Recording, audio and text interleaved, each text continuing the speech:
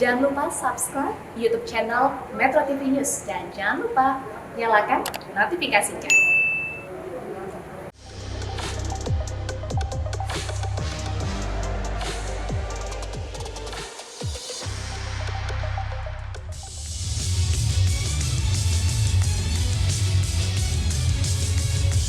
Setelah menghadapi pandemi COVID-19 dan kita sekarang menghadapi varian terbaru dari COVID-19 Omicron, ekonomi Indonesia mulai pulih. Walaupun diperkirakan tahun ini, tahun 2021 akan tetap berada pada posisi pertumbuhan 3-4%, tetapi banyak sekali yang optimis bahwa tahun 2022 pertumbuhan ekonomi Indonesia akan mencapai 5%. Pertanyaannya adalah apakah kondisi dari dalam negeri dan juga di luar negeri akan mendukung pertumbuhan ekonomi itu. Apakah kemudian kita bisa benar-benar menggunakan semua tools yang ada. Undang-undang Cipta Kerja menghadapi tantangan, kita juga mengetahui ada restrukturisasi peraturan perpajakan. Bagaimana kita melihat ekonomi Indonesia di tahun 2022. Dan bersama saya Leonard Samosir, pemirsa, inilah Economic Challenges, Economic Outlook 2022.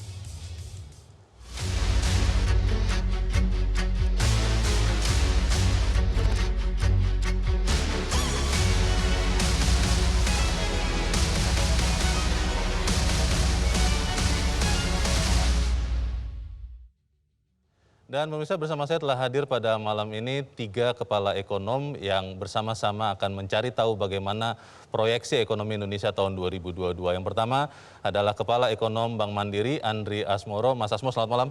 Malam, Mas. Dan yang kedua adalah Kepala Ekonom Bank BCA, David Sumwal. Mas David, selamat malam. Selamat malam, Mas Lena. Dan kemudian last but not least, Kepala Ekonom Bank Permata, Joshua Pardede. Pak Joshua, selamat malam. Selamat malam, Bang Leo. Dan Bapak-Bapak dan pemirsa, sebelum kita berdiskusi, kita akan lihat dulu tayangan berikut ini.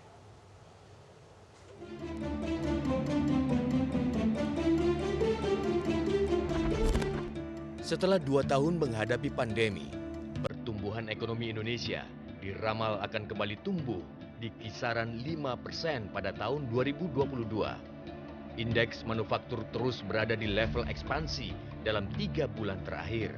Sementara kinerja perdagangan juga mengalami surplus selama setahun penuh, bahkan terus mencatatkan rekor baru. Berbagai upaya yang telah dilakukan pemerintah tampaknya mulai membuahkan hasil, meski menyisakan pekerjaan rumah yang harus segera diselesaikan. Sumber daya keuangan negara yang telah dioptimalkan melawan dampak pandemi, kini harus segera dinormalkan kembali. Normalisasi ini dikhawatirkan membuat pemerintah semakin gencar mengejar penerimaan sehingga berimbas ke sektor real. Di sisi lain, varian COVID Omicron yang telah masuk ke Indonesia layak diwaspadai karena tingkat penyebarannya yang begitu cepat. Dampak pembatasan sosial meski efektif mengendalikan pandemi berujung konsekuensi berat ke perekonomian.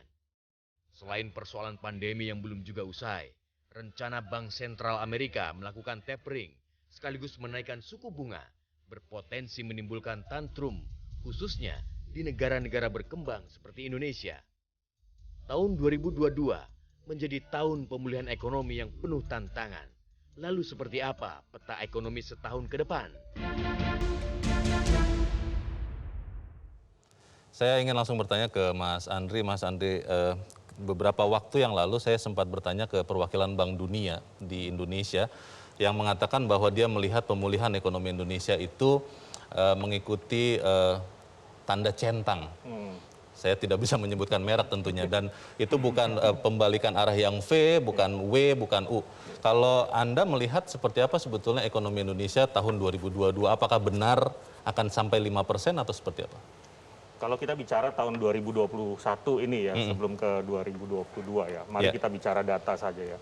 Jadi kalau dari tahun 2021 tentu saja ada blip ya di kuartal 3 yang lalu karena COVID-19 sempat tumbuh tinggi di kuartal 2, kita tahu sama-sama tahu, dan kemudian turun lagi di kuartal 3 dan ekspektasinya kuartal 4 harapannya bisa tumbuh paling tidak 4% gitu ya, kalau menurut proyeksi kami. Nah dari situ sebenarnya kelihatan bukan mulus centang tapi ada seperti W gitu ya. Oh. Nah, yang menarik sebenarnya adalah kalau kita bagi antar pulau gitu ya. Kelihatan sekali sebenarnya terlihat seperti centang untuk 4 pulau utama ya, yaitu yang penghasil komoditas, pemulihan ekonomi di Sumatera, Kalimantan dan Sulawesi memang mirip tuh, walaupun ada penurunan di bulan Juli karena Delta varian ya. Yeah.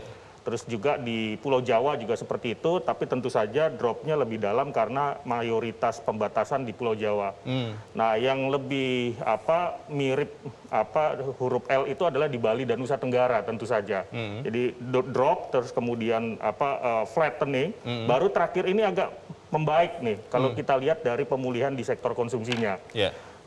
Jadi memang dari situ kita lihat memang ada decoupling ya, bagaimana di daerah-daerah tertentu di Indonesia ya yang masih terdampak karena ada pembatasan mobilitas ya, karena yang mayoritas juga dari sisi tourism atau pariwisata memang masih terdampak. Tapi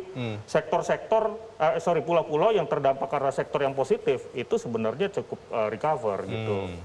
Jadi dari sini kita bisa melihat bahwa Indonesia itu ada peluang recover, namun 2 kali quote-unquote tersandung sebenarnya, yaitu di bulan Februari ya, karena adanya kenaikan kasus, mungkin masih ingat setelah libur Nataru 2020, kemudian Februari drop, dan di bulan Juli varian Delta. Terus kemudian sekarang kita lihat recover terus.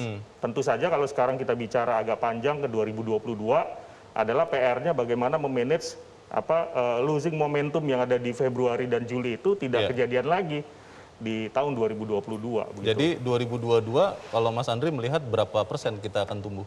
Kita sih memang proyeksinya di 5,17% ya, tentu saja ya dengan asumsi basis datanya adalah dengan tidak ada lagi yang dampak yang berat dari seperti yang COVID ini ya? COVID yang seperti di bulan Juli yang lalu. Baik, gitu. saya ingin ke Mas David. Mas David sama optimisnya dengan Mas Andri? Ya kurang lebih sama ya, kalau kita lihat memang trajektorinya kita dalam posisi pemulihan ya. Jadi memang ada semacam lorong gelap dan kita lihat dalam 2 tahun terakhir ini ya. Tapi terakhir ini kita perhatikan konsisten membaik, terlihat dari mobilitas masyarakat juga semakin membaik. Confidence masyarakatnya juga kelihatan sudah mulai pulih ya. Jadi kelihatan dari pembelian barang tahan lama itu juga meningkat dan juga pembelian untuk barang-barang yang lux ya. Ini kalau kita lihat di tahun lalu ini kelihatan jatuh. Lalu di masa sampai PPKM kemarin juga masih rendah ya. Tapi terakhir kita perhatikan untuk barang-barang tahan lama ini termasuk juga untuk entertainment dan lux itu mulai meningkat. Barang lux itu maksudnya mobil juga, motor? Termasuk mobil, jadi yang biasa dibeli oleh kelas menengah atas. Ya. Kalau di tahun lalu, di 2020, kelihatan kelas menengah atas ini masih menahan diri. Ya. Tapi di 2021, terutama pasca PPKM levelnya sudah mulai diturunkan, kita perhatikan mulai ada confidence. Dan representasi daripada consumer kelas menengah atas ini dominan ya. Jadi kalau kita lihat porsinya dalam belanja nasional itu dominan ya. Itu berarti artinya tahun 2022 Mas David melihat 5% juga pertumbuhan ekonomi Indonesia atau malah lebih besar lagi? Baseline-nya itu saya pikir 5,2 ya. 5,2 melihat trajektori terakhir ya. Dengan komponen penyusun utamanya siapa? Konsumsi? Tetap konsumsi ya, dengan mobilitas ya. Kembali seperti tadi Mas Andri katakan, ini catatannya asumsinya tidak ada lagi varian baru yang mengganggu ya. Sehingga belanja masyarakatnya kembali menurun ya. Tapi kalau kita lihat dari ekspor, underlying ekspor kita sangat bagus. Kemungkinan tahun ini akan tembus 35 billion, maksudnya di 2021 ya. Dan tahun depan kelihatan masih akan berlanjut ya. Karena kalau kita lihat permintaan terhadap komoditas dan itu meningkat dan komoditas kita cukup beragam. Tidak seperti negara-negara lain tuh kan hanya misalnya Arab Saudi hanya minyak gitu ya. Misalnya ada beberapa negara hanya koper misalnya. Kalau kita cukup beragam mulai dari produk-produk pertanian, perkebunan dan juga mineral, termasuk juga energi. Jadi ini kita lihat hampir keseluruhan meningkat walaupun dalam level yang berbeda-beda peningkatannya. Mas Joshua, kalau kita lihat kan saat ini inflasi terutama di luar Indonesia itu sedang tinggi-tingginya karena memang katanya tidak begitu siap untuk membuka lagi ekonomi. Apakah dengan lingkungan seperti itu Anda optimis bahwa Indonesia juga akan tumbuh sebagus perkiraan Mas Andri dan Mas David? Ya, saya pikir memang selain ada faktor inflasi, saya meyakini juga bahwa konsumsi masyarakat dan juga investasi ini dua komponen engine dari motor penggerak ekonomi Indonesia memang akan tumbuh lebih baik dibandingkan tahun 2021. Tapi memang tetap perlu kita mencermati potensi kenaikan inflasi ya di berbagai negara. Ya, karena seperti kemarin saja FOMC meeting bulan Desember, The Fed sudah menarik statement transitory dari inflasi Amerika Serikat yang bersifat transitory, dan ini berimbas pada peningkatan beberapa komoditas ya, dan di samping itu juga kenaikan inflasi ini pun juga dipengaruhi oleh supply side bottlenecking. Oke. Ya, artinya pernyataan The Fed itu sebetulnya arti sederhana dan dampaknya untuk dunia dan Indonesia itu apa sebetulnya? artinya adalah inflasi global ini bisa persisten. Artinya kalau sebelumnya transitory berarti ini hanya sementara ya, artinya memang karena didukung oleh pent up demand. Oke. Tapi karena ada faktor lainnya lagi, termasuk juga ada peningkatan dari logistik cost, misalkan container cost ya. Ini juga bisa berimplikasi pada indeks harga konsumen dan secara globalnya seperti itu. Oke. Pertanyaannya adalah Bapak, bagaimana dengan kondisi COVID? Kita bicara ini saat varian Omikron sedang ada. Memang katanya tidak seletal Delta, tapi kecepatan menyebarnya sebegitu tinggi. Bagaimana kalau ada varian-varian lagi? Tapi kita harus jeda dahulu, pemirsa tetap bersama kami. Economic Challenges segera kembali.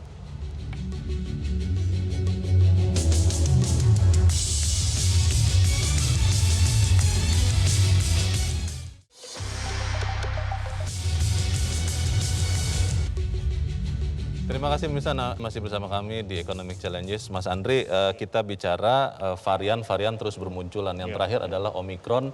Semoga tidak ada lagi varian lain. Tapi masalahnya ketika Omikron dikatakan tidak seletal Delta, tapi kan itu membuat pembatasan kegiatan masyarakat. Dan itu yang impact-nya langsung ke ekonomi. Mas Andri melihatnya bagaimana? Iya, saya rasa sih kita punya pengalaman ya, kira-kira akan terjadi seperti apa. Kita tinggal refer apa yang terjadi di bulan Juli yang lalu. Ya, cuma memang menariknya adalah kebijakan pemerintah itu kan sekarang semakin membaik ya, dalam arti memanage bagaimana pembatasan mobilitas ini. Ya, kalau kita lihat di waktu 2020 itu PSBB strict ya, masih membaca bagaimana polanya. Begitu bulan Juli kemarin udah mulai ada pakai level ya, perbedaan antar tiap daerah segala macam ya. Jadi intinya sebenarnya kalau semakin memburuk dan kemudian berdampak kepada pembatasan mobilitas yang semakin dalam gitu ya, tentu saja kita akan lihat akan ada sektor-sektor yang kemudian terhambat tuh. Yang sudah recover tentu saja akan terhambat lagi. Sektor apa? Ya sektor yang paling pertama adalah sektor yang terkait dengan mobilitas tersebut. Kita bicara sektor akomodasi, sektor yang terkait dengan perjalanan, transportasi itu juga akan mulai melandai lagi. Kalau kita bicara sekarang misalnya ketika dilonggarkan PPKM-nya, ya hotel, restoran lagi menikmati nih meningkatnya occupancy rate yang menanjak nih. Kita melihat udah di atas 40% rata-rata gitu. Nah kemudian ketika dilakukan ya tentu saja kalau ditanyakan bagaimana impact ekonominya pada sektor-sektor tersebut. Nah sekarang pertanyaannya adalah berapa lama lagi-lagi. Positifnya adalah ketika kita menghadapi Delta varian kemarin, terus terang kami membuat skenario waktu itu terjadi dalam 3 bulan pembatasan yang kuat, relatif strict PPKM-nya. Ternyata pemerintah mampu melakukan itu lebih cepat. Bahkan di bulan Juli sudah dilonggarkan mobilitasnya sehingga terlihat tuh sudah ada pembalikan ya dari konsumsi tadi. Nah ini juga nanti bayangan saya seperti itu. Jadi seberapa dalam dan seberapa lama gitu. Kalau misalnya cepat kita bisa turunkan lagi. Kalau kita lihat juga kondisi di beberapa negara tuh naik turunnya tuh sekarang relatif cepat tuh. Gitu. Jadi itu keyakinan varian Omikron ini tidak akan memukul dalam begitu ekonomi kita? Mestinya seperti itu kalau kita lihat ya. Nanti kita lihatlah bagaimana balancingnya pemerintah antara mobilitas dan juga kepada penurunan kasusnya. Baik, Mas David, kalau bicara tadi sebelum jeda saya bertanya soal inflasi. Itu kan banyak sekali masalah sekarang. Pengusaha berkata peti kemas sudah susah dan itu membuat biaya logistik meningkat. Dan di sisi yang bersamaan itu membuat harga komoditas melonjak.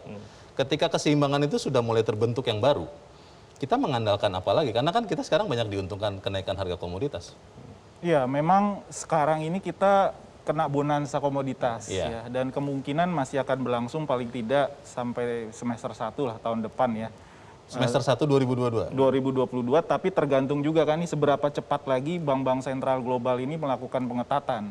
Dan itu kan sangat tergantung pada perkembangan global, termasuk juga perkembangan pandeminya sendiri. Ya. Jadi andalan kita sih ke depan kita berharap investment sebenarnya, investasi ya. Kalau konsumsi ini kita bisa bilang taken for granted lah ya.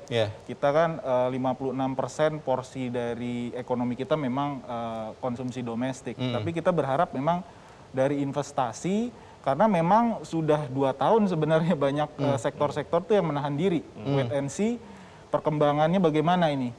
Walaupun memang ada beberapa sektor yang terpengaruh positif, karena kan pemulihannya seperti huruf K ya. Ada sektor-sektor memang yang cukup baik, yang terkait dengan healthcare, misalnya terkait dengan barang-barang hobi misalnya, dan lain-lain ya. Dan orang stres di rumah atau yang terkait dengan digitalisasi ya. Tapi ada juga sektor-sektor yang tadi Mas Andri katakan, akomodasi, restoran, pariwisata ini terpuruk gitu ya. Jadi saya pikir ada yang memang sudah ingin bergerak untuk invest, tapi juga wait and see melihat kondisi global. Tapi dalam negeri sendiri ini tetap kita lihat perlu ada investasi baru, karena kan penduduk nambah terus. Ekonomi kita juga sektor domestiknya terus bergerak, jadi perlu ada tambahan investasi tentunya ke depan. Baik, tadi sudah sempat disebut-sebut oleh Bapak, Mas Joshua, the Fed akan mulai tapering. Itu kira-kira separah apa, kalau mau bilang parah, atau selunak apa efeknya ke Indonesia dibandingkan dengan 2013 misalnya? Ya, jadi kalau kita lihat dari FMC bulan Desember, ini The Fed mempercepat proses taperingnya. Yang sebelumnya pengurangannya sebesar 15 billion US dollar per bulan, ini akan dinaikkan nanti per Januari tahun 2022 sebesar 30 miliar US dollar. 2 kali Artinya adalah bulan Maret 2022 ini akan berakhir tapering, dan estimasinya The Fed akan menaikkan suku bunganya hingga 3 kali tahun depan. Dan oleh sebab itu, kita melihat bahwa sebenarnya kita melihat bahwa dampak tapering, jadi 2013 kita melihat 2 kejadian, taper dan tantrum. Tapi kalau kita melihat 2020, beyond 2020 sampai dengan saat ini, kondisi fundamental ekonomi kita masih relatif kuat. Terindikasi dari misalkan current account deficit kita yang masih relatif rendah saat ini, CADEF kita juga tetap tinggi ya, 145 billion dollar. Dan juga dari sisi, kalau kita melihat dari sisi pasar SBN sendiri, kepemilikan investor asing saat ini cukup rendah, di bawah 20%. Kita bandingkan dengan kondisi pada tahun 2013, di situ kita melihat cukup fragile Indonesia dan juga negara berkembang lainnya, sehingga makanya terjadilah dampak tantrum. Nah, tapi kita melihat bahwa kondisi saat ini kita harapkan hanya terjadi tapering tanpa terjadi tantrum, karena tadi fundamental ekonomi negara berkembang pun juga di tengah pandemi ini justru tadi menguntungkan dari sisi external balance-nya. Rata-rata external balance dari negara berkembang cukup positif ya, cukup baik gitu. Jadi artinya gejolak yang kita lihat di 2013 harapannya tidak tidak seburuk akan terjadi di 2022 mendatang. Oke, kalau begitu apakah sudah tepat langkah Bank Sentral Indonesia, tentunya Bank Indonesia yang masih terus menahan nih sampai sekarang? Ya, saya pikir memang untuk stance kebijakan moneter BI sampai dengan akhir 2021 itu masih akan tetap pro growth. Artinya memastikan ataupun mendukung pemulihan ekonomi dalam negeri. Tapi di sisi lainnya kebijakan di tahun 2022 tentunya ini akan terjadi shifting ya. Dari pro growth menjadi pro stability dari kebijakan moneternya. Tapi kebijakan Bank Indonesia lainnya seperti makroprudensial, lalu juga sistem pembayaran, dan juga kebijakan Bank Indonesia lainnya ini akan tetap akomodatif ya. Artinya saya pikir memang tentu ada beberapa pertimbangan ke depannya ya, untuk Bank Indonesia mempertimbangkan arah suku bunganya. Yang pertama tentunya inflasi ya. Tadi kita melihat apakah inflasi ini akan meningkat dengan signifikan tahun depan dengan mempertimbangkan bahwa konsumsi sudah mulai meningkat juga, dan juga tadi apakah akan terjadi pass-through dari kenaikan harga di tingkat produsen ataupun wholesaler ke tingkat konsumen, itu juga perlu kita cermati. Dan ada terkait dengan inflasi juga adalah dampak kenaikan tarif PPN. Meskipun memang tidak signifikan ya, tapi itu pun juga kita perlu perhitungkan, sehingga dampak inflasi itulah, kenaikan inflasi itu yang kita pikir perlu dipertimbangkan, sehingga BI pun juga memiliki ruang untuk menaikkan suku bunganya di tahun depan. Jadi 2022 suku bunga Bank Indonesia akan naik? Kami perkirakan seperti itu. Akan naik ya. Ya. Mas Andri, salah satu komponen yang penting juga yang menyangga betul bagaimana ekonomi kita tidak kolaps walaupun masuk resesi, itu belanja pemerintah. Informasi terakhir, program pemulihan ekonomi nasional itu masih ada, kalau tidak salah 200-an triliun yang belum terserap. Kalau Anda melihat bagaimana efektivitas belanja pemerintah saat ini dan tahun 2022? Ya kalau kita lihat kan terbukti dari sektor-sektor yang memang sudah mulai recover ya. Saya bagi saja kalau dari by sektor dan by segmen ya. Kalau by sektor tentu saja yang dibantu oleh pemerintah ini di luar dengan yang dengan menggunakan subsidi dari pajak atau penghilangan pajak misalnya otomotif, PPNBM, DTP. PPNBM, DTP itu kan juga mendorong tadi kan sektor otomotif juga relatif meningkat. Ya paling tidak itu menjadi buffer juga untuk sektor ini di 2021. Terus kemudian kalau dari segmen misalnya kita bicara UMKM, kita baru saja melakukan survei juga ke UMKM dan itu ternyata sektor UMKM yang recover ya dibandingkan dengan periode mid year kemarin dengan posisi akhir tahun itu semakin banyak. Jadi semakin banyak UMKM yang sudah mulai recover nih. Memang jadi, belum 100% ya, tapi angkanya udah relatif banyak karena juga bantuan dari pemerintah tadi. Subsidi itu efektif begitu ya? Betul kalau kita lihat itu. Tentu saja kalaupun masih ada yang terdampak, itu memang terdampak karena dampak pembatasan dan juga COVID ini gitu, termasuk juga yang dari sisi yang kaitannya tadi yang saya sebutkan, daerah-daerah yang sangat terdampak seperti karena sektor turismenya belum pulih, nah itu UMKM-nya pasti masih tough. Seperti itu. Tapi kalau ditanyakan apakah bagaimana efektivitasnya, saya lihat sih memang efektif. Kalau soal dampak harga komoditas itu Mas Andri, tahun 2022 mungkin kan sudah menemukan kestabilan baru begitu. Betul. Itu bagaimana? Nah ini menarik kalau kita bicara komoditas. Kita tadi disampaikan oleh Mas David ya, kita menikmati bonansa akan kenaikan. Itu terlihat dari yang tadi saya sampaikan bagaimana pemulihan di 3 pulau utama penghasil komoditas Indonesia. Mereka menjadi major driver dari recovery di spendingnya. Nah kalau komoditas itu berjalan tentu saja otomatis akan berdampak ke sektor lain. Misalnya kalau kita bicara tentang peningkatan harga CPO, tentu saja akan berdampak kepada bagaimana permintaan ke private cars, ya, passenger car. Kalau harga batu bara ke commercial car. Ini kalau kita lihat buktikan ke misalnya para pengusaha yang terkait dengan heavy equipment dan juga truk, ya, itu meningkat permintaannya. Nah ini terlihat.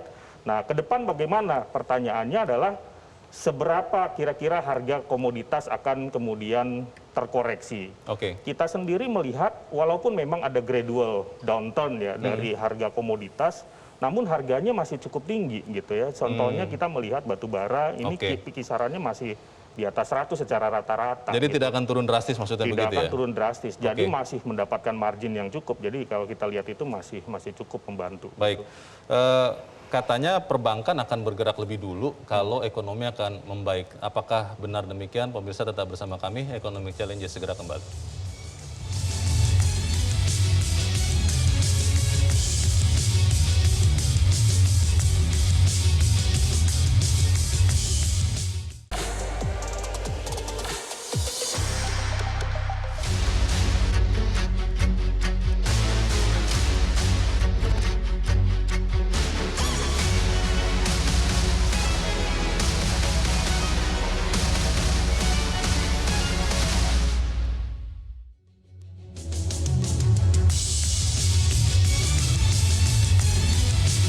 Terima kasih pemirsa, Anda masih bersama kami di Economic Challenges.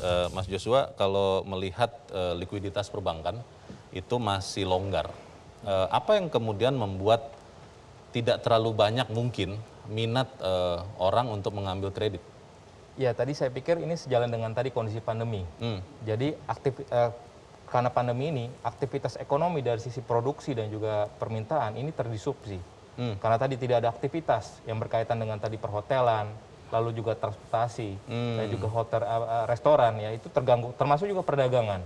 Jadi artinya karena tadi produktivitas menurun, tentunya kebutuhan permodalan pun juga pembiayaan pun juga jadi menurun. Jadi tidak mau juga ambil kredit untuk apa begitu? Jadi driver yang penyebab mengapa pertumbuhan kredit melambat itu pun juga karena tadi aktivitas ekonomi. Jadi memang karena pertumbuhan dari sisi demand side-nya belum begitu pulih gitu.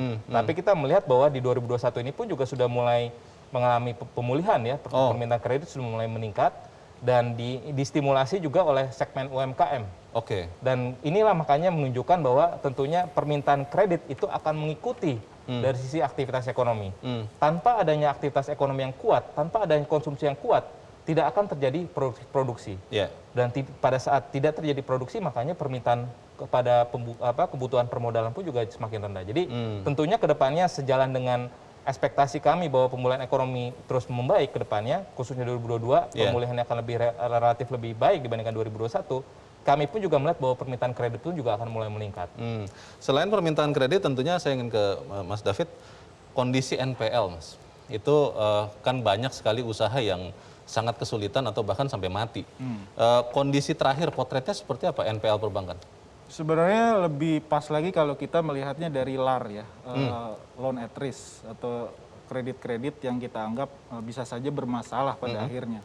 Itu kecenderungannya menurun. Jadi biasanya NPL itu agak lagging ya. Jadi yang biasa dilihat oleh perbankan itu kredit yang dalam perhatian khusus itu. Apa itu? Contohnya mungkin secara kasar ya, gitu? kalau kita lihat normalnya dulu sebelum pandemi ini kisarannya mungkin single digit ya. Mungkin mentok-mentok sekitar 10% lah kurang lebih.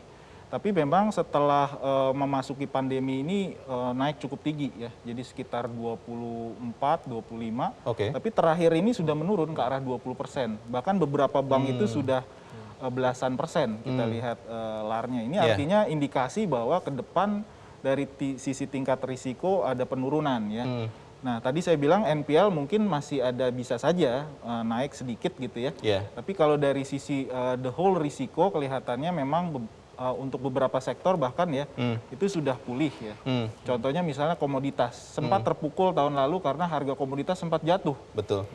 Dan tahun ini harga komoditas pulih sedemikian cepat dan bahkan beberapa sektor itu sektor perkebunan contohnya mereka malah menambah jumlah tenaga kerjanya. Artinya mereka yakin dan mereka ingin melakukan ekspansi. Tercermin juga dengan permintaan kredit terutama untuk modal kerja. Ini juga mulai meningkat.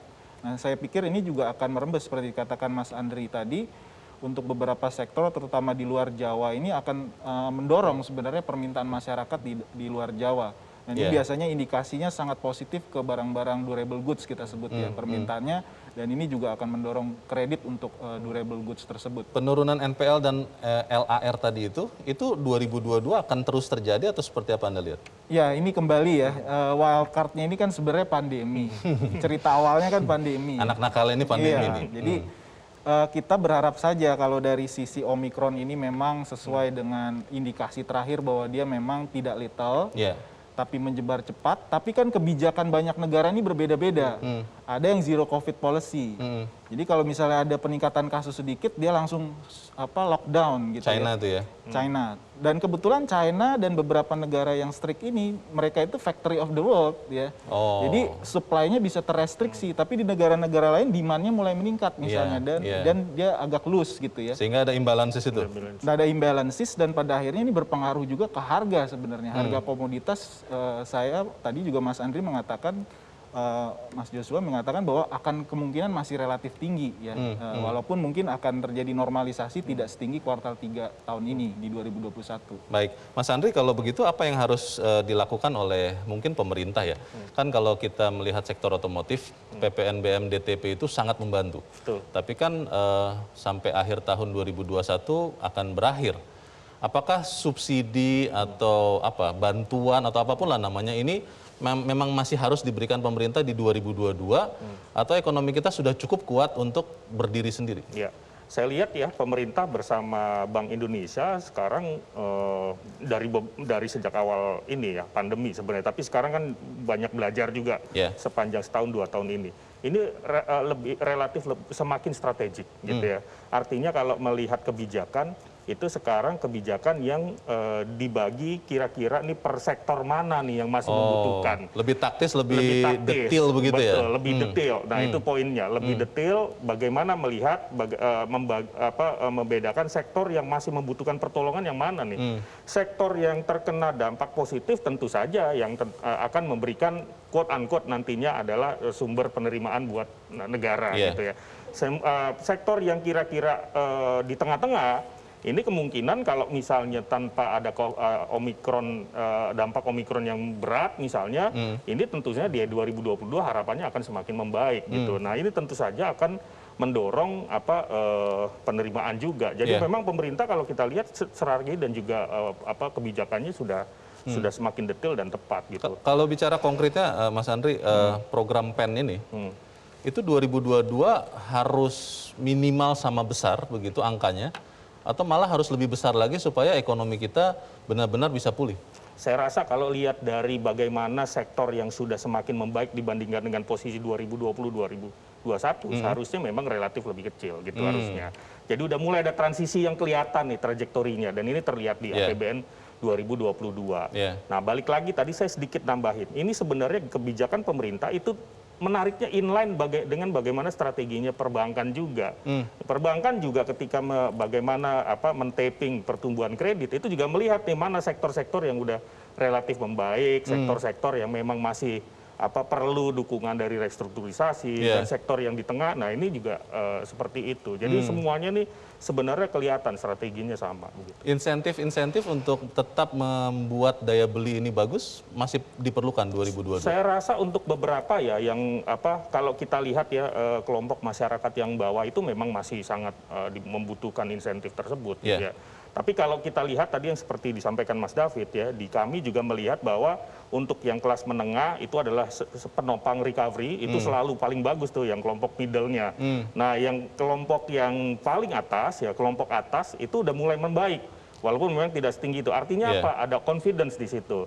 Nah ada masyarakat yang bawah yang sangat memang membutuhkan bantuan dari tetap pemerintah gitu ya. Karena dan itu yang harus terus dijaga? Betul. 2022? 2022, betul. Baik, masalah aturan peraturan juga menjadi pertanyaan pada saat Undang-Undang Cipta Kerja sekarang dalam proses direview.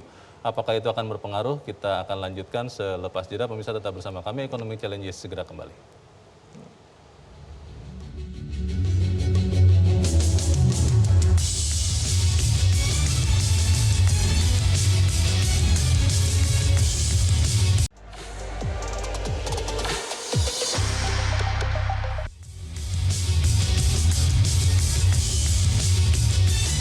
Terima kasih bisa Anda masih bersama kami. Kita di bagian akhir dari diskusi kita malam ini bicara soal peraturan Mas Joshua. Undang-Undang Cipta Kerja saat ini sedang direview, walaupun bukan berarti tidak berlaku menurut Mahkamah Konstitusi, tapi proseduralnya katanya harus diperbaiki. Nah, ini kira-kira akan berpengaruh tidak kepada confidence investor, baik khususnya mungkin dari luar ya, untuk Indonesia, atau memang minimal saja pengaruhnya? Saya pikir memang secara umum ya, kalau kita lihat kan investasi dan juga ekspor ini kita harapkan menjadi penggerak ekonomi Indonesia ke depannya, agar ekonomi kita bisa berkelanjutan. Dan ini menjadi salah satu komitmen dari pemerintah sebenarnya pada saat menerbitkan Undang-Undang Cipta Kerja tersebut. Nah, tapi kami melihat secara umum ya, kalau kita melihat dari sisi potensi ekonomi Indonesia saat ini yang masih memiliki bonus demografi yang bagus, lalu juga tadi konsumsi domestik yang masih tetap tinggi, saya pikir memang ini tidak mengurungkan ya secara umum ya, karena ada beberapa PP yang peraturan yang sudah masuk dalam PP ini tetap berjalan. Tetap berlaku ya? Artinya PP yang belum jadi PP ini tentunya akan ke hold dulu. Nah tapi secara umum saya pikir kita melihat realisasi investasi saja, selama pandemi pun kita lihat data BKPM, ini investasi masih tetap tumbuh. Ya. Artinya kalau kita melihat tahun lalu, meskipun PMA-nya turun, tapi PMD-nya meningkat. Dan tahun ini pun juga sama, kami melihat hal yang sama, bahwa confidence itu tetap ada dari investor, dan kita melihat bahwa sekalipun memang tadi ada akan direview oleh pemerintah ya nanti sebelum nanti akan disetujui lagi nanti oleh MK, kita harapkan ini investasi akan tetap menarik ya buat Indonesia, karena tadi masih banyak sektor-sektor ekonomi yang saya pikir sangat lukratif ya, sangat menarik untuk investasi. Ya, baik. Mas David, kalau melihat peraturan, kita lihat juga peraturan perpajakan. Itu ada restrukturisasi di situ, ada tax amnesty juga. Apakah ini akan efektif untuk memperbaiki kondisi fiskal pemerintah supaya di 2022 lebih kuat? Ya, sebenarnya tujuan dari reformasi fiskal termasuk tadi ya, rencana tax amnesty tahun depan, termasuk juga kenaikan PPN, ini sebenarnya kan bukan hanya maksudnya untuk meningkatkan pendapatan pemerintah, tapi juga ada tujuan objektif lain seperti untuk redistribusi juga, ya, termasuk juga untuk asas keadilan juga. Ini kan ada produk-produk yang selama ini tidak dikenain PPN, ada sekarang mulai dikenakan PPN dan seterusnya. Jadi memang ada tujuan-tujuan lain. Tapi kalau dari sisi fiskal tadi juga sempat kita sudah bahas, sebenarnya kita kan punya target ingin menurunkan defisit anggaran kita itu ke arah 3%. Dan kita berharap juga program PEN ini juga nggak selamanya kan, ini hanya bantalan selama kita krisis. Karena itu ada konsekuensinya juga, Mas Leo. Ini kan utang kita terhadap PDB juga meningkat. Ya, jadi itu juga harus kita pahami juga bersama. Jadi saya pikir ini dalam rangka mengoptimalisasi rasio pajak kita, memang ada upaya-upaya lain juga yang bisa kita dorong ya, terutama juga untuk ekstensifikasinya kita perhatikan memang ini perlu dioptimalkan lagi ya dari sisi ekstensifikasi perpajakannya. Kondisi hutang Indonesia saat ini dan 2025 diperkirakan akan meningkat lagi, itu masih dalam posisi aman tidak, Mas David? Ya, kalau kita bandingkan dengan negara-negara emerging market yang lain ya masih relatif cukup baik ya. Jadi ada studi empiris yang mengatakan bahwa kalau masih di bawah 60% PDB ya ini masih relatif aman. Ya, kita kan sekarang masih sekitar 40%-an, ya, 40% PDB, dan ini meningkat juga karena penanganan pandemi. Ya. Dan saya pikir ini masih cukup efektif untuk mendorong pertumbuhan. Tapi kalau utang sudah berlebihan, memang ini kita khawatirnya hutang kita tambah, pertumbuhannya malah efektivitasnya menurun. Itu yang paling kita khawatir. Ini sudah terjadi sebenarnya sekarang di beberapa negara maju, di mana mereka menambah jumlah utangnya, tapi kita lihat efektivitasnya untuk mendorong pertumbuhan itu menurun. Oke. Kalau bicara anggaran, Mas Andri, cukup efektif tidak anggaran pos-pos anggaran pemerintah saat ini untuk memulihkan ekonomi sambil perlahan-lahan mengurangi utang kita? Karena kan pemerintah ingin tidak hard landing begitu ya, mengurangi utang ini. Bagaimana? Betul. Jadi kalau dilihat tentu saja kita bicara multiplier dari belanja pemerintah tadi ya. Tentu saja kalau kita bicara multipliernya sepanjang masa pandemi kemarin, apalagi kita bicara 2020, tentu saja impact kepada pertumbuhan relatif kecil ya, karena banyak disalurkan untuk subsidi. Betul. Ya.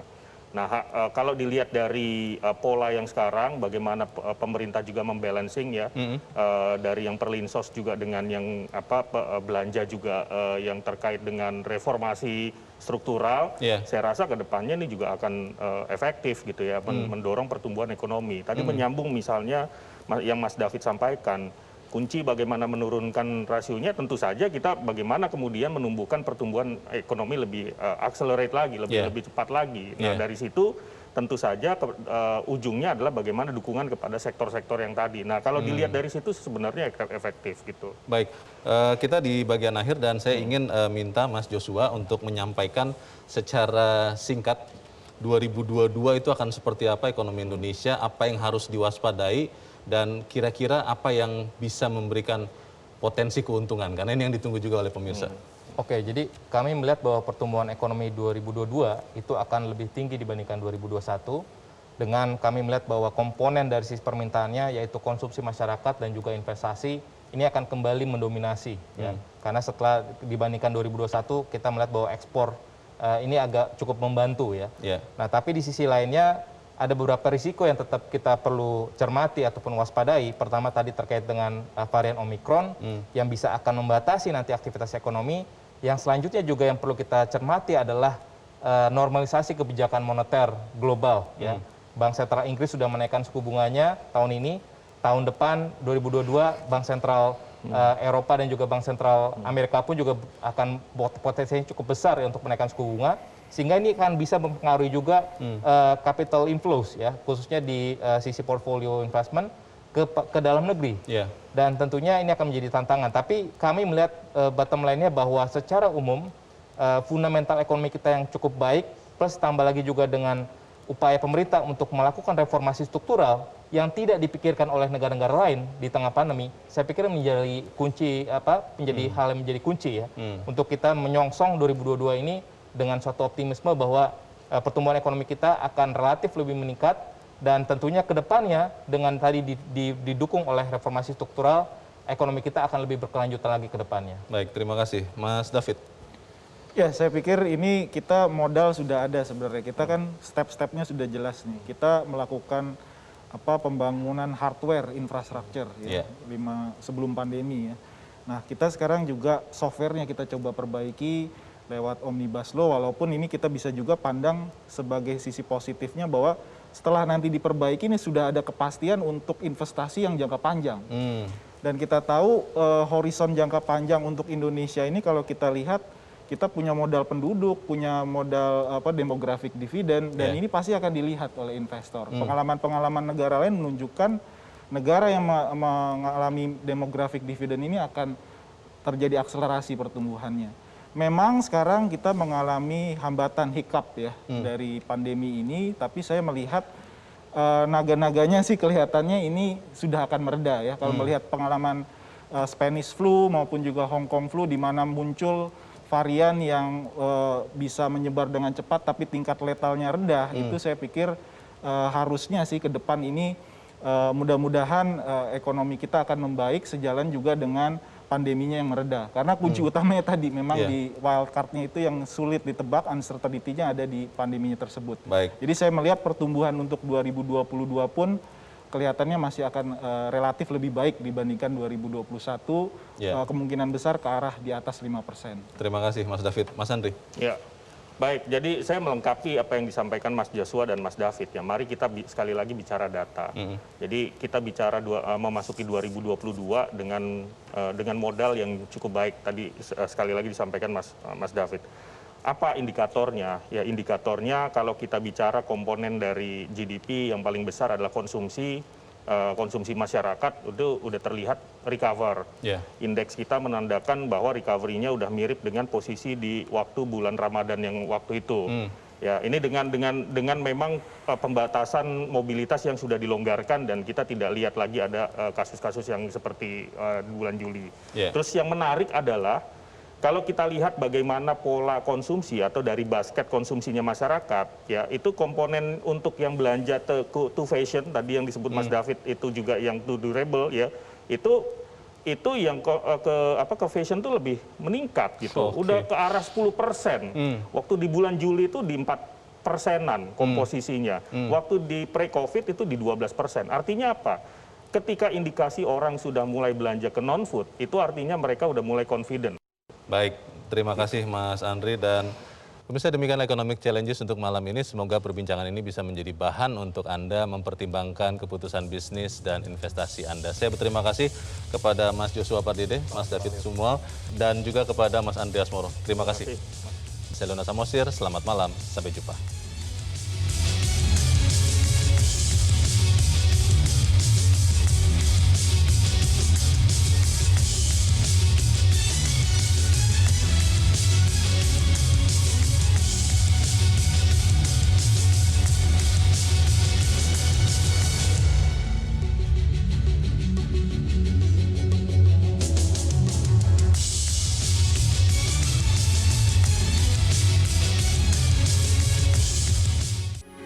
Metro TV,